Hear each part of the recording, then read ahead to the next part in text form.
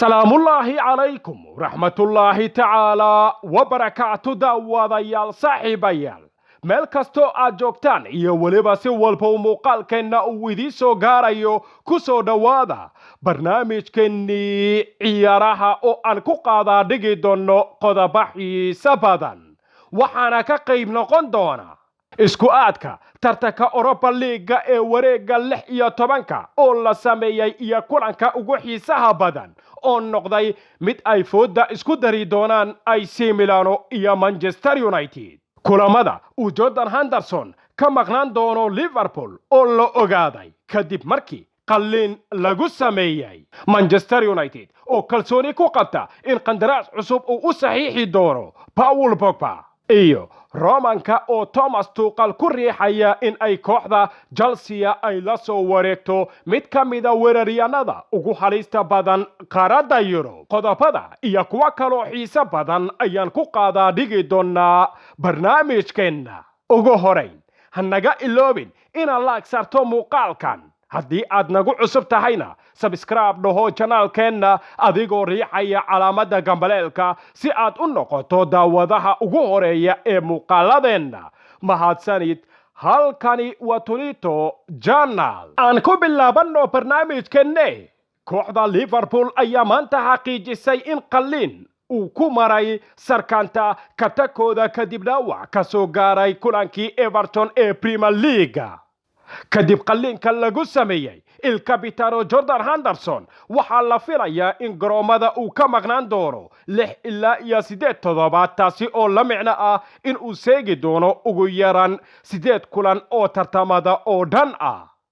Henderson kulamada uu ka maqnaan doono kooxdani ka dhisan gobolka Merseyside waxaa qayb ka ah Sheffield United, Chelsea, Fulham, RB Leipzig, Wolves, Arsenal, Aston Villa iyo waliba Leeds United warkan ayaana dhirbaaxin xun waxa uu ku noqonayaa kooxda uu horkacayo macallimu Jurgen Klopp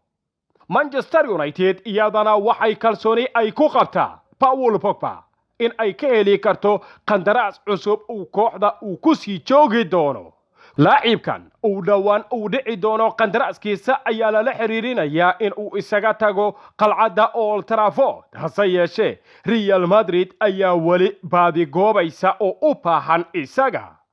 halka macallimu Jurgen Klopp isna uu u dhaqaaqayo saxiixa weeraryahanka Real Madrid ee Rodrigo sida ay qorayaan jariiradaha ka soo baxa cariga Spain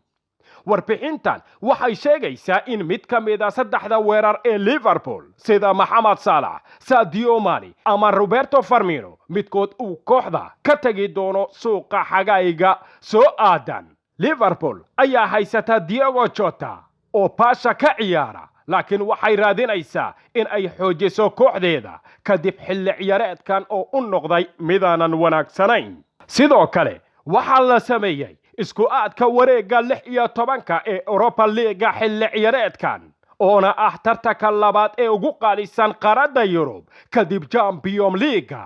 waxaa ka soo baxay kulamo xiiso badan oo si weyn loo sugi doono in la ciyaaro toddobaadyada soo socda kulanka ugu xiisaha badan ee Europa League-na laga daawan doono waxa uu noqon doonaa midka u dhaxeeya Manchester United iyo AC Milan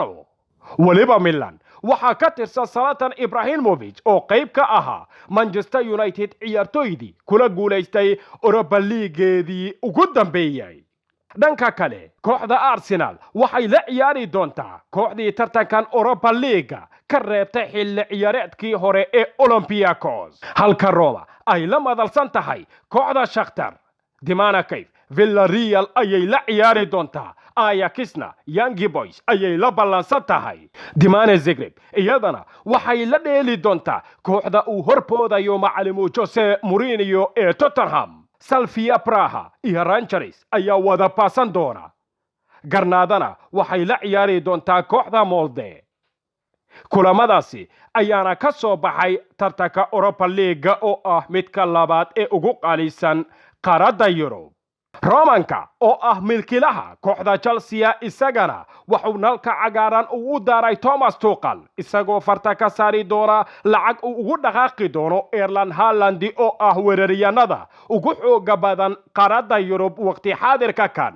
haaland waa dhaliyaha 10 gool 2021 waana laacibka saddexaad ee ugu goolasha badan shanta horyaal ee ugu waaweyn qaaradda Yurub sanadkani bilowga ah.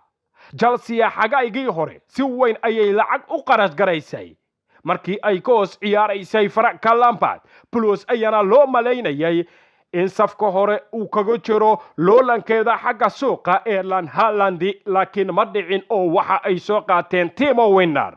hase yeeshee Romanka ayaa haatan fursad kale waxa uu siinayaa Thomas Tuchel si uu u helo mid ka mid ah weeraryahanada ugu halista badan qaaradda Yurub. guud ahaan barnaamijkii uu idila socodsiinayay anigoo ah Maxamed Cabdirasaaq Tolman. saaxiibayaal waa naga